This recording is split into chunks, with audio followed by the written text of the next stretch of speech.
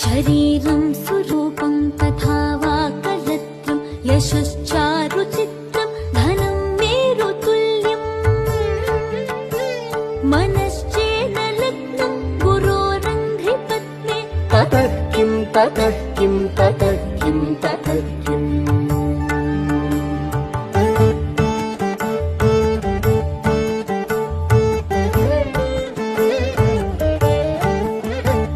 कलत्रं धनं पुत्रपौत्रादि सर्वं गृहं बान्धव सर्वमेतद्धि जातम्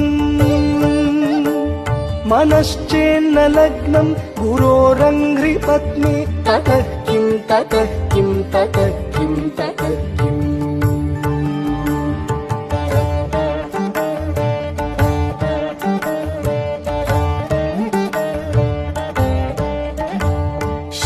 षडङ्गादिवेदो मुखे शास्त्रविद्या कवित्वादिगद्यं सुपद्यं करोति